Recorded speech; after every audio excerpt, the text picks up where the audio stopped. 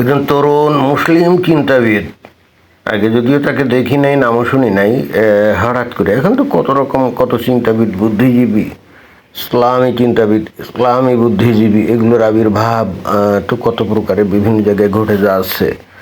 কতজনই বা আমরা চিনি। তো যাই হোক, এখানে একজন তরুণ ইসলামী বুদ্ধিজীবী, তার একটা বক্তব্য সম্বলিত ফটো কার্ড যে ফেসবুকে আমি দেখলাম, হঠাৎ করে আমার নজরে পড়লো এবং অবশ্যই বিষয়বস্তুটা আমাকে আকর্ষণ করলো এবং ভাবলাম যে এর ওপরেই তো একটা ভিডিওর অবতারণা করা যায়। তো এখন এই তরুণ ইসলামী বুদ্ধিজীবী কি বলছে বলছে যে এখানে ফিরিঙ্গিদের রেখে যাওয়া কুফুরি নিয়ম অর্থাৎ সেকুলারিজম উৎখাত না করলে হিন্দুত্ববাদী আগ্রাসন এবং ভারতীয় সম্প্রসারণবাদের মোকাবেলা করা সম্ভব না। আসিফ আদনান, দায়ী, লেখক, অ্যাক্টিভিস্ট। তো এখানে আবার লিখছে কি বাঙালি মুসলিম যুব সংঘ, তাই নাকি? বাঙালি মুসলিম যুব সংঘ বলে কিছু আবার আছে নাকি? থাকলে থাকতেও পারে, কত কি কোথায় আছে, কত কি কয়টারই বা আমি খবর রাখি, তাই না? তো এখন বলছে যে ফিরিঙ্গিদের রেখে যাও। ফিরিঙ্গি মানে যে ওই ব্রিটিশ 1947 সালে তারা যখন এই ভারতীয় উপমহাদেশ ছেড়ে চলে যায়, তো তখন নাকি তারা এই সেকুলারিজম এইটাকে রেখে যায়। হ্যাঁ, কথাটা একদিক দিয়ে ঠিক, কারণ তারা তো ধর্মনিরপেক্ষতায় বিশ্বাস করে, গণতন্ত্রে বিশ্বাস করে, এটাই। তো এখন বলতে চাচ্ছে যে বাংলাদেশে এই সেকুলারিজম দূর করতে হবে। আমি একটা জিনিস বুঝি না, বাংলাদেশে সেকুলারিজম ছিল কবে? বাংলাদেশে তো কোনোদিন সেকুলারিজম ছিল বলে তো মনেও হয় না। তাহলে যে জিনিসটা আদৌ ছিল না বাংলাদেশে কোনোদিনও, অথচ সেই জিনিসটার এগেনস্টে এখন যুদ্ধ করছে, অর্থাৎ সেই জিনিসটা এখন বাংলাদেশ থেকে দূর করবে। কেন কথাটা বললাম? যে দেখেন, যে বাংলাদেশে যে সংবিধানে লেখা আছে গণতন্ত্র, সমাজতন্ত্র, তারপরে কি ধর্মনিরপেক্ষতা, যেটাকে ওই যে ইংরেজিতে বলে সেকুলারিজম, এগুলো তো সব কিতাবি ভাষা এবং এই সমস্ত শব্দ সংবিধানে আছে ওই পর্যন্তই, কিন্তু এগুলো বাস্তবে বাংলাদেশে কখনো কি ধর্মনিরপেক্ষতা ছিল নাকি? যদি ধর্মনিরপেক্ষতা ঠিকই থাকে, তাহলে বাংলাদেশে প্রতিনিয়ত সংখ্যালঘুদের উপরে নানা রকম অত্যাচার, নির্যাতন করা হয়। এবং যদিও সংখ্যালঘুরা অত্যন্ত সচেতনভাবে, অত্যন্ত সতর্ক সাবধানে থাকে, কিন্তু তারপরে তো বাঁচোয়া নাই। তাদের নামে ফেসবুকে ফেক আইডি খুলে হলেও বা কিছু লোক জড়ো হয়ে হঠাৎ করে বলে ফেলে যে অমুক ইসলাম ধর্মের অবমাননা করছে, ব্যাস। অন্য আর কেউ এটা সঠিক না বেঠিক এগুলো কিন্তু খোঁজ নিতেও যাবে না, সবাই দল বেঁধে গিয়ে কথিত অভিযুক্তের বাড়িতেই খালি আক্রমণ করবে না, আশেপাশের হিন্দু বাড়িঘরে আক্রমণ করবে, মন্দিরে আক্রমণ করবে। এগুলোতে আমরা দেখে আসছি, তাই না? যে নাসিরনগর, রামু, ঠাকুরগাঁও, এছাড়াও ওই যে এমনকি কি ভয়ঙ্কর পরিস্থিতি বাংলাদেশে, যে হিন্দু শিক্ষক তার যদি বিজ্ঞানের শিক্ষক হয়, ক্লাসে বিজ্ঞান পড়াতে গেলেও কিন্তু সেটা ইসলাম বিরোধী অপরাধ হয়ে যায়, অর্থাৎ ইসলামের কটূক্তি হয়ে যায়। এখন বিজ্ঞানের যে সমস্ত কথাবার্তা বলছে, ইসলামের কোরআন হাদিসে তো সম্পূর্ণ ভিন্ন কথা বলছে। যেমন উদাহরণস্বরূপ কোরআন হাদিসে বলছে আদম আর হাওয়াকে তৈরি করে আল্লাহ বেহেশতে রাখছিল, তারপরে রেখে বলছিল যে গন্ধম ফল খাবি না, এবং যদি খাস তাহলে তোদের অনেক শাস্তি দেওয়া হবে। তোরা তো গন্ধম ফল খেয়ে ফেলছিল, তাই না? এরপরে ওখান থেকে আল্লাহ কী করলো? ফেরেশতাকে দিয়ে মনে হয় যে আদম আর হাওয়াকে ধাক্কা দিয়ে ওখান থেকে বের করে দিল, তাই না? দেখেন, চিন্তা করে দেখেন যে এই সমস্ত জিনিস মুমিন মুসলমানরা বিশ্বাস করে। এখন যদি কথা মুমিন মুসলমানদেরকে জিজ্ঞেস করা হয় যে ভালো কথা, সেই কোথায় কোন বেহেশতে আদম আর হাওয়ারে রাখছিল, তারপরে তাদেরকে পৃথিবীতে ধাক্কা মেরে পাঠালো, তো ওরা কিভাবে আসলো এই পৃথিবীতে বলেন তো? আদমের উচ্চতা ছিল তো 90 ফুট, তাই না? আর হাওয়ার উচ্চতা নাইলে 5 ফুট কম বা 10 ফুট কম, তাও তো 80 ফুট ছিল। তো তারা সেই লক্ষ লক্ষ, কোটি কোটি বা হাজার হাজার আলোকবর্ষ দূর, অথবা এই বিশ্বজগতের বাইরের যে বেহেশত, সেখান থেকেই আদম আর হাওয়া এই দুনিয়াতে আসলো কী করে? এই পৃথিবী থেকে চাঁদের বুকে একখান স্যাটেলাইট পাঠাইতে, রকেট পাঠাইতে কত ক্যালকুলেশন, কত কিছু, তাই না? একটু এদিক ওদিক হয়ে গেলে সেটা আর চাঁদের বুকে না হয়ে অবতরণ করে সাইড দিয়ে কোথায় চলে যায়, তাই না? সেখানে কোথায় কোন বেহেশত, সেখান থেকে আদম আর হাওয়ার মতো বিশাল দেহি, অনেকটা ডাইনোসরের মতো, তাই না, ডাইনোসরের বা নীল তিমির মতো আকৃতির দুইজন ইয়েকে পৃথিবীতে কিভাবে পাঠানো হলো? কোরআন হাদিসে কিন্তু এর কোনো বর্ণনা নাই। আপনি খেয়াল করে দেখছেন যে নবী যখন ওই মেরাজে গেল, প্রথমে ওই মক্কা থেকে গেল কোথায়, জেরুজালেম, তখন কিন্তু ওই যে ঘোড়া এবং গাধার মাঝামাঝি একটা জন্তু, যেটাকে আমরা খচ্চর বলতে পারি, এবং তার কিন্তু দুইটা ডানা ছিল, মুখটা ছিল আবার নারীর মতো। তো তার পিঠে চড়ে কিন্তু ওই যে জেরুজালেমে গেছিল, তাই না? আল্লাহ ইচ্ছা করলে কিন্তু কোনো যানবাহন ছাড়াই জেরুজালেমে নিয়ে যেতে পারতো, কিন্তু ওখানে তো বড় আঁকড়ে আমদানি করেছে, কি করে নাই? তারপরে জেরুজালেম থেকে আল্লাহর 7 আসমান বাড়ি দিয়ে আল্লাহর আরশে নবীকে নিয়ে গেল কিসব রফে। এই রফ কি কোনো যান নাকি? না, রফ কিন্তু কোনো যান না, সিঁড়ি বেয়ে অনেকটা কি বলা যায়, ওই যে 10, 15, 20, 25, 30, 100, 150 তলা যে বিল্ডিং আছে, তার যে সিঁড়ি আছে না, হ্যাঁ, ওই সিঁড়ি বেয়ে উপরে উঠে নিয়ে গেল। আল্লাহ চাইলে তো কোনো যানবাহন ছাড়াই তো তাকে একেবারে ওই ইয়েতে নিয়ে যেতে পারতো, তাই না? ওই আল্লাহর আরশে নিয়ে যেতে পারতো না? এখন যদি ওই আদম আর হাওয়ার ব্যাপারে যদি মুসলমানদের প্রশ্ন করা হয় যে ভালো কথা, 90 ফুট মানুষই বা কীরকমভাবে তৈরি হতে পারে যেটা পৃথিবীর মাধ্যাকর্ষণ শক্তির সাথে বেমানান, অর্থাৎ 90 ফিট কোনো মানুষ মানে খাড়া হয়ে থাকার মতো অবস্থা কিন্তু পৃথিবীতে নাই। পৃথিবীর যে মাধ্যাকর্ষণ শক্তি একমাত্র ওই সমতল ভূমির সাথে প্যারালাল চলতে পারে, অথবা পানির মধ্যে চলতে পারে। যেমন পানির মধ্যে এরকম 80-90 ফুট লম্বা কিন্তু ওই নীল তিমি ঘুরে বেড়ায়, অথবা ওই এরকম লম্বা কিন্তু একসময় ডাইনোসরের পৃথিবীতে ঘুরে বেড়াতো, কিন্তু সেগুলো যে 4 পা ওই গরুর মতো, অর্থাৎ সমান্তরালভাবে চলতো, হ্যাঁ, ওভাবেই চলতে পারে। কিন্তু খাড়া 90 ফিট উঁচু কোনো জন্তু, মানে দ্বিপদী প্রাণী পৃথিবীতে চলতে পারে না। পৃথিবীর মাধ্যাকর্ষণ শক্তির সাপেক্ষে এটা সম্ভব না। এখন এই সমস্ত কথা মুসলমানদেরকে কে বুঝাবে? আপনি যদি তাদেরকে এই জিনিসগুলো নিয়ে জিজ্ঞেস করেন, তারা কি বলবে জানেন? খেপে যাবে এবং বলবে আপনি ইসলাম বিদ্বেষী, আপনি ইসলামের শত্রু, আপনি ইসলামের সমালোচনা করছেন। অর্থাৎ আপনি চাইলেও একজন মুসলমানের সাথে আপনি আপনি যুক্তিপূর্ণ আলাপ আলোচনা আপনি করতে পারেন না। আপনি এই সমস্ত কথা বললে, যদি আপনি মুসলিম দেশে, বিশেষ করে বাংলাদেশে কোনো মুসলিম মানে হুজুরের ধারে বাড়ে কোথাও যদি এসব নিয়ে কথা বলেন, আপনার কল্লা পড়ে যাওয়ার কিন্তু সম্ভাবনা। এবং ঠিক এই কারণেই কিন্তু যে হিন্দু শিক্ষকরা কিন্তু এখন ওই যে বিভিন্ন স্কুলে বেইজ্জতি হচ্ছে ছাত্রদের দ্বারা, তাই না? কারণ ছাত্রদেরকে তো শেখানো হয়েছে ইসলামের সৃষ্টি তো আদম হাওয়ারে তৈরি করে পৃথিবীতে পাঠাইছিল, তাই না? সেখানে তার বিবর্তন শেখানো হয় না। তো এখন ছেলেরা তো ভয়ঙ্কর ধর্মোন্মাদ, তখন তারা শিক্ষকের উপরে চড়াও হয়। তো কথাগুলো কী কারণে বললাম? কথাগুলো এই কারণে বললাম যে বাংলাদেশে তো বেসিক্যালি কোনোদিন সেকুলারিজম ছিল না। এটার পয়েন্টে এত কথা আমি বললাম না, কিন্তু তারপরও এখানে কিছু লোক জোর করে দাবি করবে এখানে নাকি সেকুলারিজম আছে। আরে ভাই, সেকুলারিজম যদি বাংলাদেশে থাকে, তাহলে কি ওই দীপচন্দ্র দাস না কি জানি, দীপুচন্দ্র দাস, তাকে কি জ্যান্ত পুড়িয়ে মারে বলেন? সে কি জ্যান্ত পুড়িয়ে মারা হয় তাকে? এই যে 2 দিন আগেও তো দেখলাম একজন হিন্দু ছেলেকে ইসলাম অবমাননার অভিযোগ মানে পুলিশ ধরছে।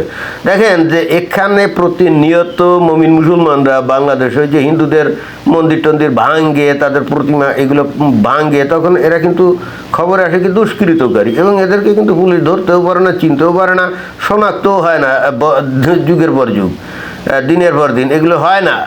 ওই কোনো ঘটনা যদি খুব বেশি মনে করেন প্রচারণা হয়, তারপরে হয়তো ধরা পড়ে, তাও বেশ কয়েকদিন লাগে। বাট হিন্দুর মানে কথিত হিন্দু কর্তৃক ইসলাম অবমাননা হলে 1 ঘন্টার মধ্যে আসামি কিন্তু ধরা পড়ে যায়। কি বিস্ময়কর ব্যাপার না? বিস্ময়কর ব্যাপার না? অথচ এর থেকে 1000 গুণ বেশি কিন্তু হিন্দুদের উপর অত্যাচার নির্যাতন করে এই তৌহিদি জনতার লোকজন, তখন কিন্তু এগুলো ধরা পড়ে না। এবং বিস্ময়কর ব্যাপার হচ্ছে, এত কিছু করার পরও এরাই এসে কি বলবে জানেন? বাংলাদেশে হিন্দুরা আছে নাকি মহাশান্তিতে। কি যে একটা অবস্থা! যাই এখন এই নতুন ইসলামী বুদ্ধিজীবী সে বলছে যে বাংলাদেশ থেকে সেকুলারিজম দূর করতে হবে, তা নাহলে ভারতের সম্প্রসারণবাদকে রোখা যাবে না। আমি তো একটা জিনিসই বুঝলাম না, মানে আমি একটা জিনিস আদৌ, বয়স তো আমার কম হলো না, অভিজ্ঞতা তো কম হলো না, বাংলাদেশে ভারত যে কী সম্প্রসারণবাদিতা করলো, বাংলাদেশকে কিভাবে লুণ্ঠন করলো, বাংলাদেশে কিভাবে উপনিবেশ স্থাপন করলো, বাংলাদেশে কিভাবে তার প্রভাব প্রতিপত্তি বৃদ্ধি করলো, এটা আজ পর্যন্ত আমার নজর পড়ে না। আমি আরও উল্টে দেখছি, বাংলাদেশই বরং ভারতে উপনিবেশ তৈরি করছে। কীরকম? এই যে ভারতের ভূমি ব্যবহার করে বাংলাদেশ কি নেপাল আর ভুটানে কি মানে ব্যবসা বাণিজ্য করে না, মাল পাঠায় তো ভারতের জমির উপর দিয়েই তো যায়। তো তাহলে কি ভারতের জমিকে কি বাংলাদেশ উপনিবেশ হিসেবে ব্যবহার করলো না? তারপরে যে গত কিছুদিন আগে ওই অন্তর্বর্তীকালীন সরকারের আমলে ভারত ওই যে কতগুলো জিনিস বন্ধ করে দিল, তার মধ্যে অন্যতম কি, ভারতের বিমানবন্দর, পোর্ট, এইগুলো ব্যবহার করে বাংলাদেশের যে ব্যবসায়ীরা তারা তাদের গার্মেন্টস পণ্য বিভিন্ন দেশে দ্রুত পাঠাইতো, তাই না? এবং নাম মানে খুবই ন্যায্য ফি দিয়ে, মানে খুবই অল্প ফি দিয়ে। তো ভাই আমি তো বুঝলাম না, বাংলাদেশের বন্দর বা বাংলাদেশের রাস্তাঘাট এইভাবে ভারত কি ব্যবহার করার সুযোগ পেয়েছে পর্যন্ত? হ্যাঁ, হয়তো ব্যবহার করার জন্য নানা রকম চুক্তি এটা হয়েছিল, কিন্তু সেই জন্য ভারত তো প্রচুর পয়সা কুড়ি খরচ করছে, বিলিয়ন বিলিয়ন ডলার খরচ করে রাস্তাঘাট, রেল, সড়ক বিভিন্ন উন্নতি করছে। সেগুলো ব্যবহার করার আগেই কিন্তু শেখ হাসিনার পতন ঘটে গেছে এবং এরপর তো এগুলো সব শেষ। কিন্তু বাংলাদেশ তো অনেক আগ থেকেই ভারতের এই ভূমি ব্যবহার করতো, বন্দর ব্যবহার করতো। আরে ভাই, ভারতই তো বাংলাদেশের উপনিবেশ, ভারতই তো বাংলাদেশের উপনিবেশ। এবং শেখ হাসিনা খুব কায়দা করে কাজটা করছিল। শেখ হাসিনা ভারতকে বলতো যে দেখো, আমাদের এই সুযোগ সুবিধাগুলো যদি তুমি না দাও, তাহলে কিন্তু আমরা ওই তোমাদের ওই 7 সিস্টার্সের বিচ্ছিন্নতাবাদীদেরকে কিন্তু আমাদের দেশে প্রশ্রয় দেবো। হ্যাঁ, ভারত কিন্তু ফান্দে পড়ে তখন এই সুযোগ সুবিধাগুলো দিয়েছিল। ভারতকেই বাংলাদেশ বরং উপনিবেশ হিসেবে ব্যবহার করতাম। বাংলাদেশকে কীভাবে ভারত উপনিবেশ বা সম্প্রসারণবাদী হিসেবে ব্যবহার করলো আমি তো বুঝলাম না। আর যদি বলে স্বাধীনতা সার্বভৌমত্ব লঙ্ঘিত করতো সরকার, মানে ইলেকশন করতে দিত না, আরে মহা মুশকিল। এখন যে সরকার আসছে এরা তো আমেরিকার দ্বারা মানে করা, তাই না? এই যে অন্তর্বর্তীকালীন সরকার, সেও তো আমেরিকার দালাল ছিল, কি ছিল না? আমেরিকার সাথে চুক্তি করলো, দেশ বিক্রি করে দিল, সবাই বলে। তো ভাই, তাতে কি স্বাধীনতা সার্বভৌমত্ব লঙ্ঘিত হয় নাই? আরে ভাই, আমেরিকার কাছে আপনি দেশ বিক্রি করে দিয়ে আপনার ফায়দাটা কি? আমেরিকা কি আপনার বিপদে, আপনার দেশে যখন দুর্ভিক্ষ মহামারী লাগবে, বন্যা লাগবে, তখন কি আপনাকে রক্ষা করার জন্য এগিয়ে আসবে? না, এতে তো ওদের হৃদয় কাঁপবে না। আর বাংলাদেশ ধ্বংস হয়ে গেল বা বাংলাদেশে বন্যা দুর্ভিক্ষ হয়ে মানুষ লাখে লাখে করিতে মারা গেল কিনা, এগুলো কি আমেরিকার কিছু যায়? হ্যাঁ, আমেরিকার হৃদয় তাতে কাঁদবে না তো। আমেরিকার কাছে বিক্রি হয়ে গেলে বাংলাদেশের স্বাধীনতা সার্বভৌমত্বের কোনো সমস্যা হয় না। আর ভারতের সাথে কোনো বিক্রি না, বরং উল্টে ভারতের কাছ থেকে বাংলাদেশ অনেক সুযোগ সুবিধা পায়। এরপরও নাকি ভারতের কাছে বাংলাদেশ বিক্রি, বাংলাদেশ নাকি ভারতের উপনিবেশ, আর বাংলাদেশের মানুষেরও বলিহারি। এই সমস্ত ন্যারেটিভ এরা বিশ্বাসও করে। আবার এরাই প্রচণ্ড রকমভাবে ভারতকে ঘৃণা করে এরপরে দৌড়ে আবার ভারতে গিয়ে চিকিৎসা নিতে যাবে। লজ্জা, শরম, আত্মসম্মান কোনো কিছুই বাংলাদেশের মানুষের নাই। আরে ভাই, তুমি যদি ভারতকে এতই ঘৃণা করবা, ভারতকে যদি তুমি এতই উপনিবেশবাদী মনে করবা, ভারত যদি এতই সম্প্রসারণবাদী মনে করবা, তাহলে ভাই তোমার সেই দেশে গিয়ে, এবং এই জন্য যদি ভারতকে প্রচণ্ড ঘৃণা করবা, আসলে তো ঘৃণা করে ধর্মীয় কারণে, তারা হিন্দু মুশরিক, এই জন্যেই এইটাকে রাজনৈতিক মোড়ক দিয়ে বাংলাদেশের উপরে প্রভাব বিস্তার করে, হ্যান করে ত্যান করে। কই, আমি তো দেখি না। কি এখন যে বিএনপি সরকার আছে, এর উপরে আমেরিকা ভয়ঙ্কর প্রভাব বিস্তার করে আছে না? কি আছে? তো তাতে কি স্বাধীনতা সার্বভৌমত্ব নষ্ট হয় নাকি? নষ্ট হয় না। আর যে কোনো লোক যখন বিপদে পড়ে, তখন সবচেয়ে কে সাহায্য করার জন্য এগিয়ে আসে? পাড়া প্রতিবেশী না অন্য গ্রামের লোকজন? পাড়া প্রতিবেশীই আসে, তাই না? আমেরিকা যতই ধনী হোক, যতই যাই হোক, তার কাছে বাংলাদেশ বিক্রি হয়ে গেল, বাংলাদেশ এখন তার উপনিবেশ হয়ে গেল। বাংলাদেশ সত্যিকারের বিপদে পড়লে কি আমেরিকা এগিয়ে আসবে, না প্রতিবেশী যে ভারত বা মনে করেন যে অন্যান্য যে প্রতিবেশী দেশ আছে তারাই এগিয়ে আসবে বলে? কিন্তু ধর্মীয় কারণে এদের বিবেকবোধ এগুলো সব কলাপস করছে, এগুলো কমপ্লিটলি একেবারে ওই কংক্রিটের মতো আটকে গেছে। এরা চিন্তা ভাবনা করতে পারে না। বাট চায়নায় গিয়ে দাসখত দিতে আবার এদের কোনো লজ্জা শরম নেই, এদের তখন ধর্মের কোনো সমস্যা হয় না।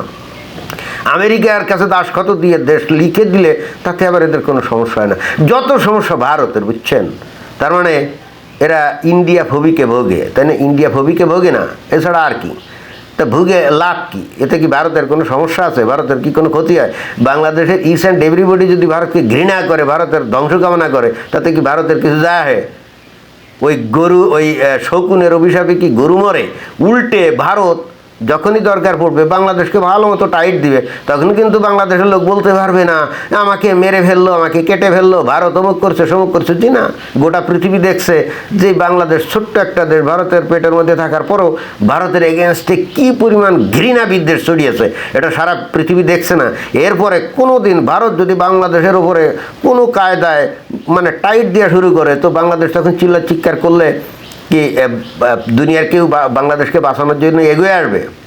এই যে গাজায় ইসরায়েল যখন হামলে পড়ছে, কারণ এই যে হামাস ইসরায়েলে আক্রমণ করে 12-1300 ইহুদি মেরে ফেলছিল না, এরপরে যখন হামলে পড়ছিল, কেউ কি গাজায় গিয়ে ওই মুমিন মুসলমানদের সাহায্য করার জন্য গেছে? বাংলাদেশে বসে মিছিল করে চিল্লা চিৎকার করা যায়, কিন্তু ওখানে গিয়ে তাদের সাহায্য করা যায় না। ক্লিয়ার? তো বাংলাদেশ ভারতের পরিস্থিতিও কিন্তু ভবিষ্যতে একদিন এরকম হতে যাচ্ছে, যদি খামোখা এইভাবে একটা নির্দিষ্ট দেশ আর জাতির বিরুদ্ধে সারাক্ষণ বিষোদ্গার করে। আরে ভাই, ওরা হিন্দু, মুশরিক, সো হোয়াট, তারা জাহান্নামে যাবে, তাতে তোমার সমস্যা কি? তুমি তো মুসলমান, তুমি বেশ থেকে 72 হুর পাইবা এবং তার সাথে মাস্তি করবা, আর ভারতের ওই হিন্দুদের ওরা যখন জাহান্নামে আগুনে ফুটতে থাকবে বলবা, মালায়নের বাচ্চারা, তোদের বলছিলাম না ইসলাম কবুল কর, তোরা তো করেন না, যা এখন পড়।